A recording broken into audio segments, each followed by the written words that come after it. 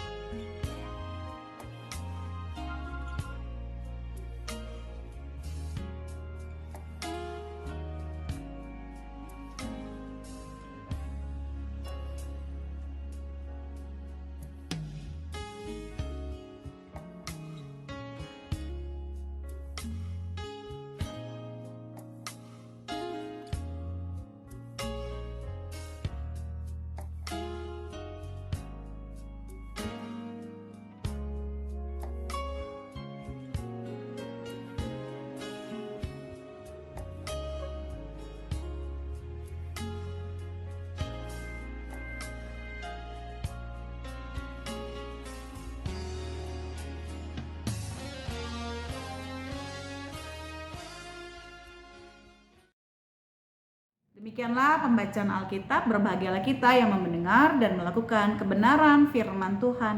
Haleluya. Ibu Bapak yang dikasih Tuhan, penulis Ratapan di pasal 2 ayat 18, dia membukanya dengan kalimat berteriaklah. Berteriaklah di sini kan maknanya bisa saja berbeda, macam-macam begitu ya. Karena berteriak itu ada berteriak marah, berteriak kesakitan, berteriak kesedihan, dan berteriak minta tolong begitu. Masih banyak lagi kita bisa mengartikannya. Tetapi penulis Ratapan di dalam bahasa aslinya kata berteriak, dia memakai kata saak, yang artinya adalah menangis, berteriak, memanggil, menangis, meminta tolong. Dan ini adalah sebuah kata kerja. Jadi Ibu Bapak yang dikasih Tuhan, penulis dalam hal ini ingin mengajak umat dalam seruan untuk berusaha dan mengerjakan apa yang harus dikerjakan oleh umat ketika mereka berada di dalam kesusahan. Berteriak di sini adalah berteriak meminta pertolongan Tuhan, sambil dirinya tetap berusaha melakukan bagiannya untuk menghadapi dan menyelesaikan persoalannya. Ayat 19 dikatakan, bangunlah, mengeranglah pada malam hari, pada permulaan giliran jaga malam, dan yang seterusnya. Ada ajakan untuk berdoa yang sifatnya adalah terus dan rutin dilakukan. Ibu Bapak, kemudian di ayat yang ke-20 sampai 22, di situ kita lihat bahwa kemanusiaan itu sudah hancur, bahkan hampir musnah. Ada ibu memakan anaknya. Salah satunya adalah bisa karena dia lapar, tetapi bisa juga karena ini adalah pola dalam agama sekitar, bahwa penyembahan kepada berhala, mereka mempersembahkan korban bakaran dari anak-anak mereka sendiri. Mereka berharap bahwa dengan mempersembahkan anak sebagai korban bakaran, kehidupan mereka akan lebih baik, kesulitan akan hilang untuk mereka. Ternyata hal itu tidak disenangi Tuhan. Tetapi ada ibu memakan anak juga bisa menjadi gambaran bahwa ada orang tua seperti di Amos yang kita baca di minggu sebelumnya, bahwa orang tua bisa menjual anak untuk kemudian mereka mendapatkan uang dan melanjutkan kehidupan. Jadi ya, moralitas kemanusiaan hancur pada saat itu. Ibu bapak yang dikasihi oleh Tuhan kita Yesus, pada saat ini penulis ratapan melihat bahwa kekuatan bangsa ini hilang. Apalagi yang bisa diandalkan? Penulis ratapan menyadari bahwa tidak ada satupun kekuatan yang mampu menyelamatkan. Maka satu-satunya yang dapat menolong hanyalah Tuhan. Manusia tidak bisa menolong mereka. Yang bisa menolong mereka adalah Tuhan. Lalu Tuhanlah yang memakai dan menggerakkan manusia yang lain untuk kemudian menolong umatnya.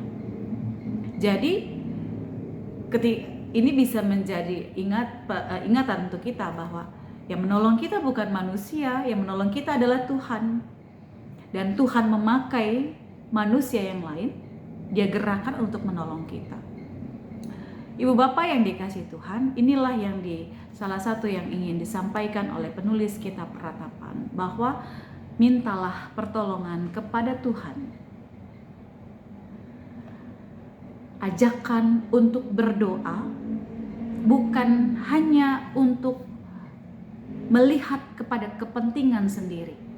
Penulis Ratapan mengajak juga kita berdoa bukan hanya untuk melihat apa yang saya perlukan, tetapi kita berdoa juga untuk mereka yang sedang kesusahan. Berdoa pada jam-jam tertentu, pada jam-jam doa, artinya adalah doa dengan satu kerutinan, karena doa memerlukan ketekunan. Dan di sini doa bicara tentang kejujuran, karena dalam konteks ratapan, di dalam doa itu ada pertobatan, dan pertobatan itu adalah kejujuran di hadapan Allah. Maka kejujuran haruslah menjadi dasar dari setiap kita yang berdoa kepada Tuhan. Martin Luther berkata, jangan berdusta pada Allah, jujur pada Allah, dan jujur pada hati, dan jujur pada diri sendiri. Sebab Allah Maha Tahu apapun yang tersimpan di sudut hati kita yang paling terdalam. Jadi marilah kita berdoa dan jujur di hadapan Allah, karena hanya itu yang dapat mengubah situasi kita.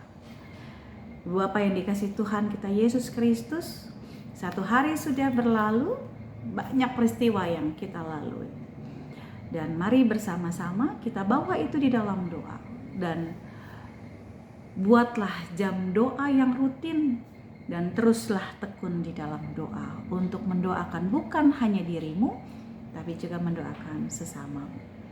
Dan satu hari ini sudah berlalu dan kita akan beristirahat, dan saya mengajak Bapak Ibu untuk berdoa. Mari kita berdoa. Tuhan Allah Bapa yang bertata di dalam kerajaan surga, pada malam hari ini kami sudah menyelesaikan kegiatan kami dari awal hari sampai kami akan menutup hari ini. Terima kasih atas penyertaan dan pertolongan Tuhan. Maafkan kami, ampuni segala dosa dan kesalahan kami jika pada satu hari ini Tuhan kami tidak melakukan apa yang menjadi kehendak Tuhan. Ampuni salah dan dosa kami Tuhan jika kami hidup hanya untuk memikirkan diri kami sendiri. Ampuni salah dan dosa kami Tuhan ketika kami hanya mencari kesenangan diri sendiri. Hari ini Tuhan, kami berdoa bersama-sama menutup hari ini. Mampukan setiap kami di dalam kehidupan yang Tuhan masih percayakan, agar kami mampu untuk hadir bagi sesama kami, terkhususnya bagi keluarga kami juga, bahwa kami hadir untuk menghadirkan damai sejahtera. Dan biarlah Tuhan memakai kami dalam setiap pikiran, perkataan, dan perbuatan untuk menghadirkan damai sejahtera dan menjadi saluran berkat. Terima kasih Tuhan Yesus. Kami akan beristirahat, dan biarlah di dalam istirahat ini kami boleh dipulihkan baik dalam pikiran bahkan tenaga kami. Di dalam nama-Mu Tuhan kami berdoa. Amin. Selamat malam, selamat beristirahat. Tuhan Yesus memberkati.